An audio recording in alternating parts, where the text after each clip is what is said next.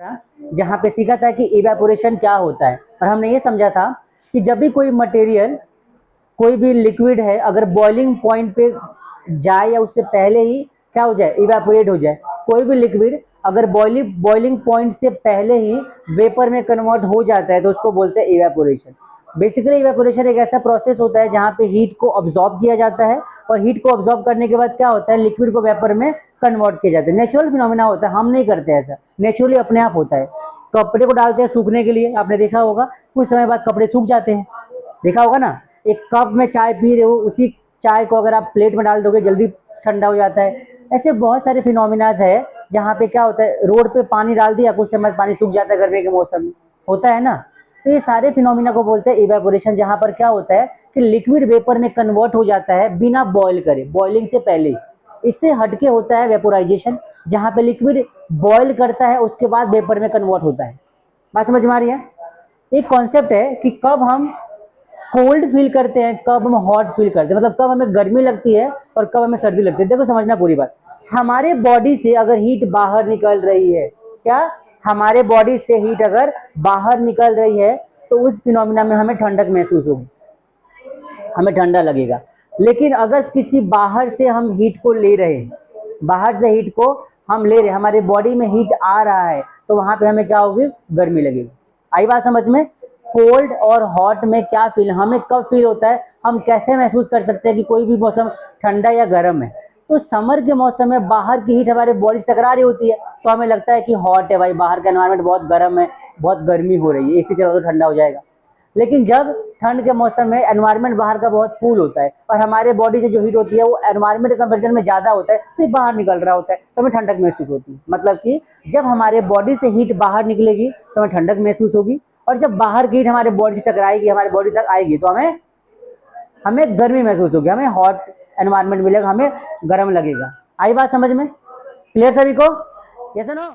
बनता है gaseous state से, हमने पढ़ा है ना कि भाई वेपोराइजेशन होता है, जहां पर क्या होता है कि लिक्विड को हीट करते हैं तो वेपर में कन्वर्ट हो जाता है, पढ़ा हमने ऐसा। Yes no. सारे बच्चे ध्यान से टर्म्स को समझना, बहुत इजी कॉन्सेप्ट है, समझ में आ जाएगा। जब हम किसी लिक्विड को गर्म करते हैं तो वेपर में कन्वर्ट होता है, यस नो। इस प्रोसेस को बोलते हैं वेपोराइजेशन। क्या बोलते हैं इसको, vaporisation.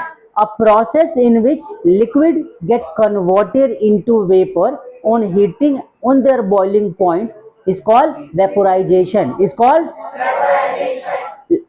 But when liquid get heated and below boiling point in converted into vapor is called evaporation. Is called evaporation. इन दोनों का ऑपोजिट जो होता है उसको बोलते हैं कंडेंसेशन।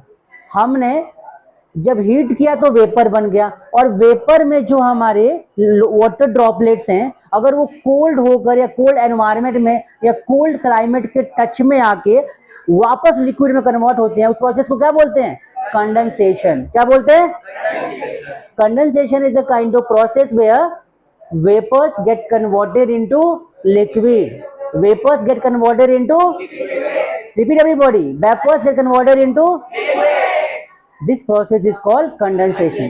सेम क्वेश्चन यहां पर ध्यान से सुनना, क्या बोला है, why do we see water droplets, why do we see water droplets of a outer surface of a glass containing ice cold water. एक ग्लास है हमारे पास, तो बड़ा सा ग्लास है भाई, ठीक है, इसमें बहुत सारा यहां तक मान लो आइस रखा हुआ है, ऐसे आइस के पीसेस पड़े हैं,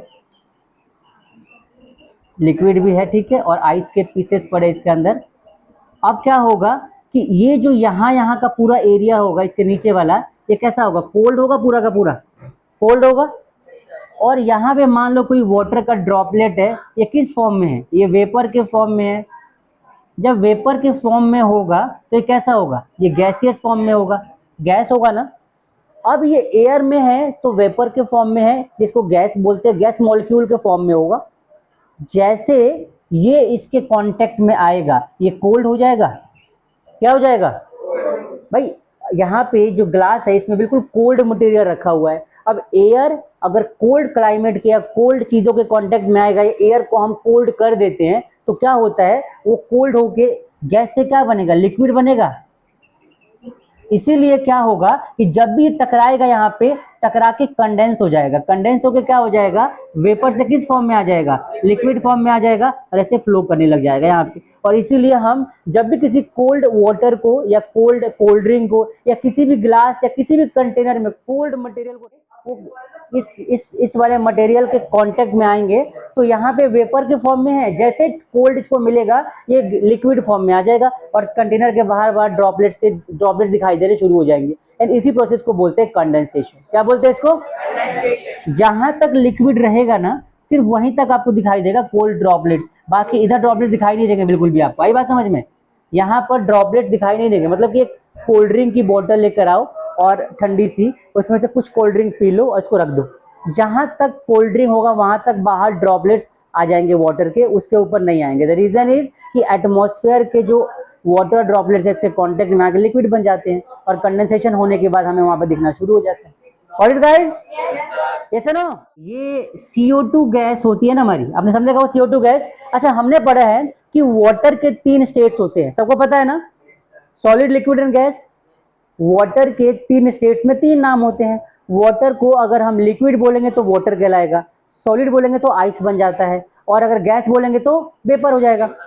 आई बात समझ में? भाप को हम बोलते हैं गैस, लिक्विड को बोलते हैं वाटर और सॉलिड को क्या बोलते हैं? क्लियर है सबको? ऐसे ही हमारे पास गैस है CO2। कौन सी गैस है? CO2 गैस एक ऐसी गैस है, अगर इसको हमने बहुत ज्यादा क्या कर दिया, कोल्ड कर दिया। क्या कर दिया? कोल्ड। तो ये ना क्या हो जाएगा, इसको हम नया नाम देंगे फिर ड्राई आइस। क्या बोलेंगे इसको? Dry ice. Carbon dioxide gas को अगर हम बहुत ज्यादा कोल्ड करते हैं तो सीधे ये गैसियस से कहाँ कन्वर्ट जाता है? गैस से कहाँ कन्वर्ट हो जाता है? सॉलिड में। और इस सॉलिड स्टेट को हम क्या नाम देते हैं? Dry ice. So basically dry ice is a carbon dioxide gas and dry ice is a solid form of carbon dioxide gas. आई बात समझ में? कार्बन डाइऑक्साइड गैस का सॉलिड फॉर्म कहलाता है ड्राई आइस। व्हाइट होता है और बहुत कोल्ड होता है। और ड्राई आइस को तुम अगर पी लो ना, है मजा आ जाएगा, अंदर तक ठंडक पहुंचा देगा बिल्कुल।